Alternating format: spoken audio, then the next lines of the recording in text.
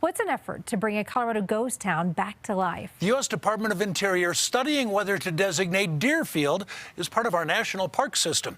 Dearfield was about 30 miles southeast of Greeley. Our Dylan Thomas covers northern Colorado.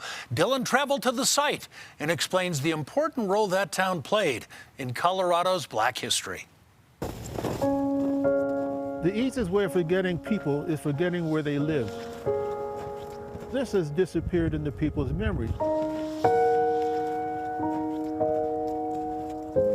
In the snowy plains of remote Weld County, Many people driving by had no idea what this place was. a crumbling series of old buildings, some no more than piles of wood, pieced together what used to be. What was a thriving community? The community was called Dearfield, a town designed to produce and empower. Where black people could own their own homes, their own farms. George June would know. And when I first came out in the 80s, I used to be able to walk inside of this house.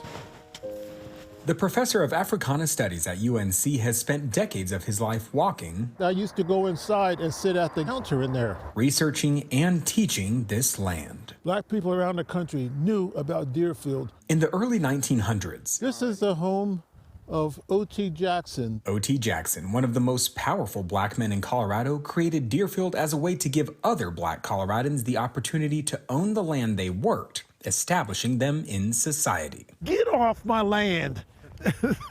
So that's power.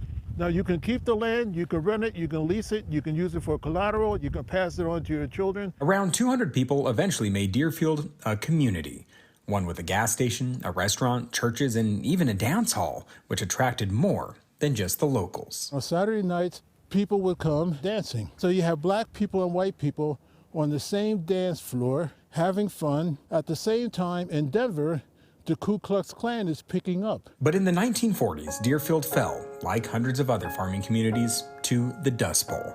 80 years later, an effort is underway to designate Dearfield as a part of the national park system.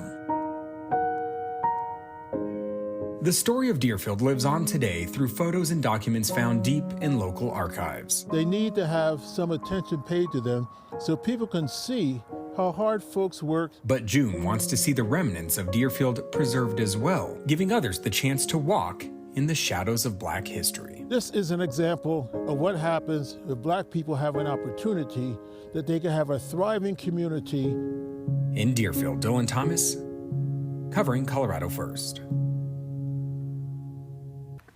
Beautiful story, Dylan. Thanks so much. He covers all that is northern Colorado, and he lives there.